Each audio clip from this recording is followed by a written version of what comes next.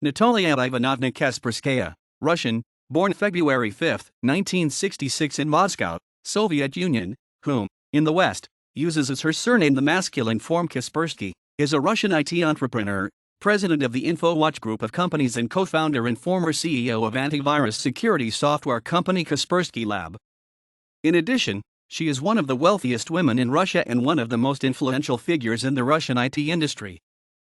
Natalya Kasperskaya, maiden name Stutzer, was born on February 5, 1966 in Moscow into a family of engineers and Soviet Defense Research Institute employees. Natalya was elected as a member of her school Pioneer Council, and later as a member of the District Pioneer Headquarters, and was also a Komsomol member and organizer.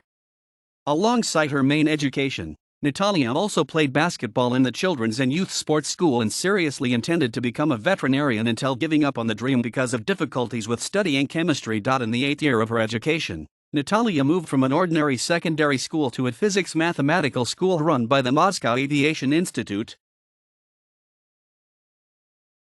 After finishing this school, Natalya took the entrance exams for the Lomonosov Moscow State University but was not enrolled, missing out by half a point. However, her results were good enough to gain entry into the Moscow Institute of Electronics and Mathematics. From 1984 until 1989, Natalya studied applied mathematics in the Moscow Institute of Electronics and Mathematics, where the topic of her diploma was a mathematical model of a nuclear reactor cooling system. Later, she earned a bachelor's degree from the Open University in the UK. During her studies at the Moscow Institute, she met her first husband Eugene Kaspersky, whom she married in 1986. After graduating from the institute, Natalya was assigned to the Central Scientific and Construction Bureau in Moscow, where she worked for half a year as a research scientist before going on maternity leave. Natalya started her career in IT at the age of 28, when she took on a job, in January 1994, as a salesperson for a computer accessories and software firm with a $50 monthly salary. The job was based in a newly opened store in the Kami Information Technology Center created by a former professor of Natalya's ex-husband, Eugene Kaspersky, from a higher school of the KGB during the Soviet epoch. She believes that all personal data, such as search history, geolocation, contacts, correspondence, photo, and video materials, should belong to the state. In September 1994, Natalya became head of a distribution department of Antiviral Toolkit Pro, AVP, which had been under development by Eugene Kaspersky's team since 1991. Over 2 or 3 years, Natalya successfully built distribution channels and a technical support network and entered international markets, with sales growing rapidly from an initial $100 to $200 per month in 1994 to more than $130,000 after a year, over $600,000 in 1996 and more than $1 million in 1997. Revenue was divided between the team and the mother company until 1997, when the future founders of Kaspersky Lab decided to start their own business. Natalya launched the Kaspersky Lab Foundation in June 1997, was key to the naming of the new company, and worked as CEO for more than 10 years. Shares in Kaspersky Lab were initially split between Eugene Kaspersky, 50%, his 2 teammate programmers Alexei Mondarik and Vadim Bogdanov, 20% each, and Natalya Kasperskaya, 10%. In 1997, Kaspersky Lab's sales started to double yearly, with turnover reaching around $7 million in 2001 and exceeding $67 million in 2006. In August 2007, Natalya was unseated and suspended from her key management functions by Eugene Kaspersky due to the couple's divorce and the deepening ideological divide between the two.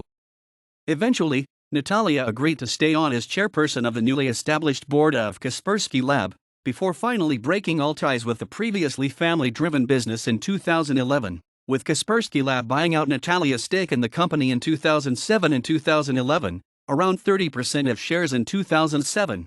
Under Natalya's supervision, Kaspersky Lab turned into a leading antivirus corporation with a network of regional offices worldwide.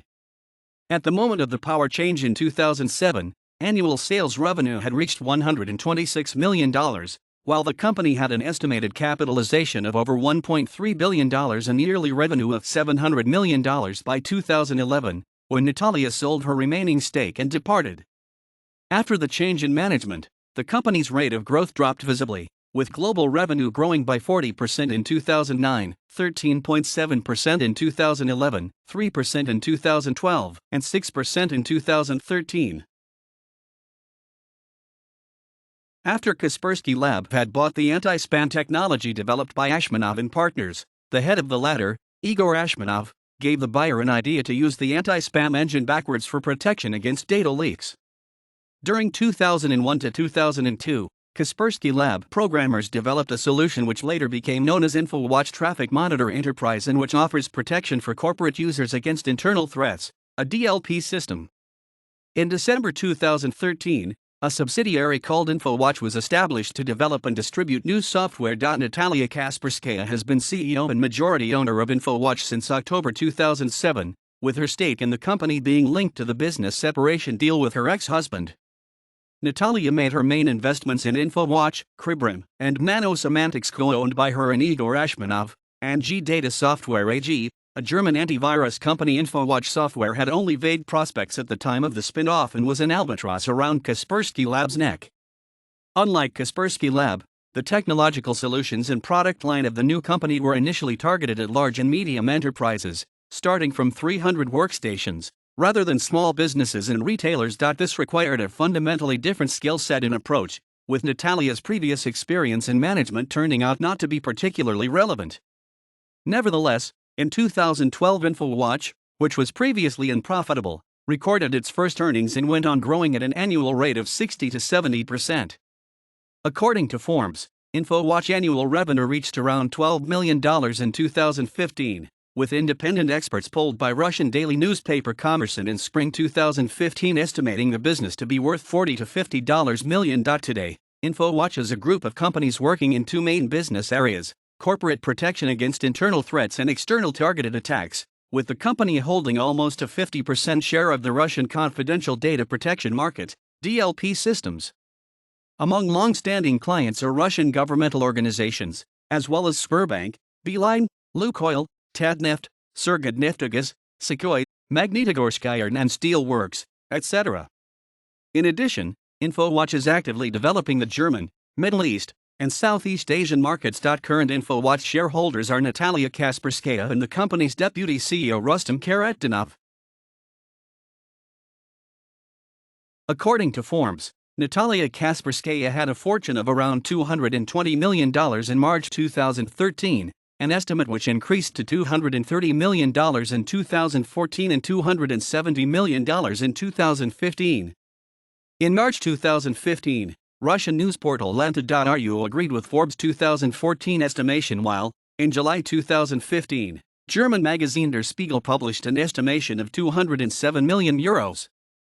Finally, in August of the same year, women's magazine Cosmopolitan published an estimate of $270 million. According to Der Spiegel, the majority of Natalya Kasperskaya's fortune is in the form of funds derived from asset sales.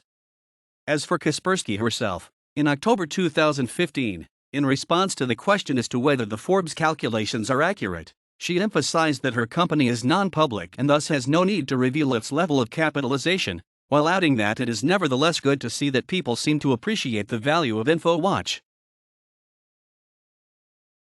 Russian Business Leader of the Year 2012 Award from Horasis, Switzerland, 2013. Women in Technology Awards for Middle East and Africa 2014, nomination Best Entrepreneur in IT, 2014. Top 20 Women in Business in Northern Europe, according to Nordic Business Forum, ranked number 1, 2015. Person of the Year 2016 in IT/Telecom by Best in Russia Award, April 2017.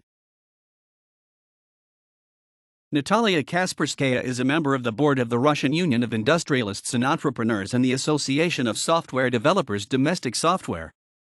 She is also a member of the Expert Russian Software Council affiliated to the Ministry of Telecom and Mass Communications of Russia, the Grant Committee of Skolkovo Foundation, and the Supervisory Board of the Skolkovo Institute of Science and Technology, Skoltech. Furthermore, Natalya Kasperskaya is a member of the Russian Mechanical Engineering Union, the Association of Information Protection, and Business Information Security Association, BISA.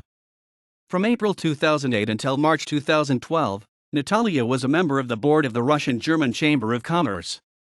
In addition, From 2009 until 2011, she was head of the Working Party on Information and Computer Technologies under the Federal Target Program of the Ministry of Education and Science of Russia, referred to as Research and Inventions and Priorities Scientific and Technology Development Areas in Russia in 2014-2020.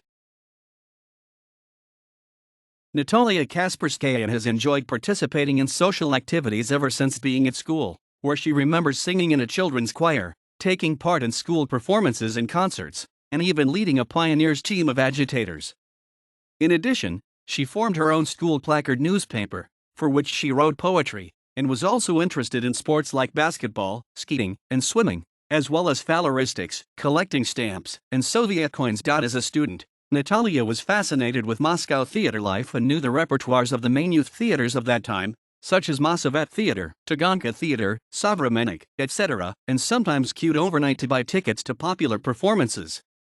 Furthermore, she also had a passion for the guitar and poetry and often sang and played guitar at parties. Natalya's interest in trekking, skiing, traveling with friends and children, and reading professional literature came later, and she considers Good to Great and Built to Last, written by American business consultant Jim Collins, to be her favorite books, saying that they have influenced her outlook. In addition, she also speaks English and German fluently. Kasperskaya admits that she has little interest in cooking, although she had to cook for her family during maternity leave.